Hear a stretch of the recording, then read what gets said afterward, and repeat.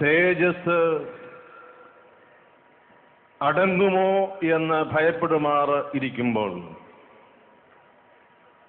കൈകളിൽ മൺചിരാതുകൾ ഏന്തി എണ്ണയൊഴിച്ച് ദീപം കത്തിച്ച് ലോകത്തോട് നാം ഈ സായം സന്ധ്യയിൽ ഒരു സന്ദേശം പറയുന്നു. മനസ്സിന്റെ വികാസം, മാനവികത ഈ സമൂഹത്തിന് അനിവാര്യ ഘടകം. ഈ മഹത്തായ സന്ദേശം കേരള സമൂഹത്തിന്, മലയാളി മനസ്സുകൾക്ക് ആവോളം സമ്മാനിച്ചുകൊണ്ട് വലിയ ഒരു യാത്രയുടെ പരിസമാപ്തി കേരള തലസ്ഥാന നഗരിയിൽ അനന്തപുരിയിൽ ഒരു വലിയ സംഗമമായി കൂടിയിരിക്കും. ഈ സമൂഹത്തിന് അനിവാര്യമായിരിക്കുന്ന ഒരു മാറ്റം, അതേക്കുറിച്ച് മനസ്സുകളോട് മന്ത്രിക്കുന്ന ഒരു സായം സന്ധ്യ. ഇവിടെ വേർതിരിവുകൾ പ്രകടമായിക്കൊണ്ടിരിക്കുന്ന നാളുകളിൽ മനസ്സുകൾ ഏകയോഗമായി സംയോജിക്കണമെന്ന് സമൂഹത്തോട് പ്രഖ്യാപിക്കുന്ന ഒരു സായം സന്ധ്യ.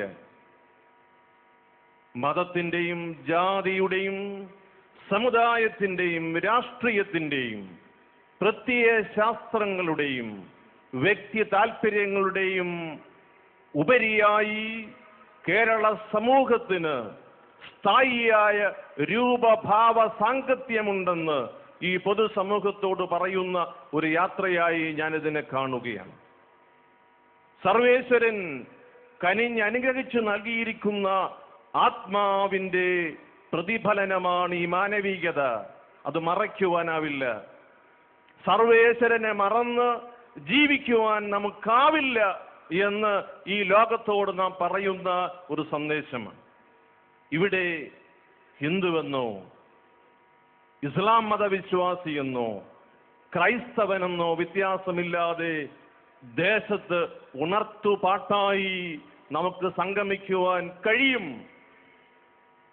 അതിനെതിരെയുള്ള സകല തടസ്സങ്ങളും ദൂരീകരിക്കുവാൻ മനസ്സുകളുടെ ഏകീകരണത്തിന് സാധിക്കും എന്ന ഊഷ്മളമായ സന്ദേശം ഈ സന്ധ്യയിൽ തലസ്ഥാന നഗരിയിൽ നാം പങ്കിട്ട് എടുക്കുകയാണ്. ഇവിടെ വിദേശ ശക്തികൾ അവസാനമായി പറഞ്ഞിട്ടു പോയത് നമ്മെ സംബന്ധിച്ച് അർത്ഥവത്താകരുത്.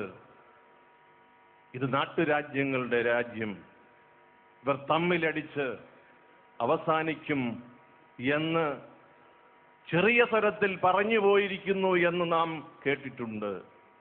മതത്തിന്റെ പേരിലോ ജാതിയുടെ പേരിലോ സമുദായങ്ങളുടെ പേരിലോ മഹത്തായ ഈ ഭാരതം, നമ്മുടെ കേരളം നശിക്കുവാൻ പാടില്ല.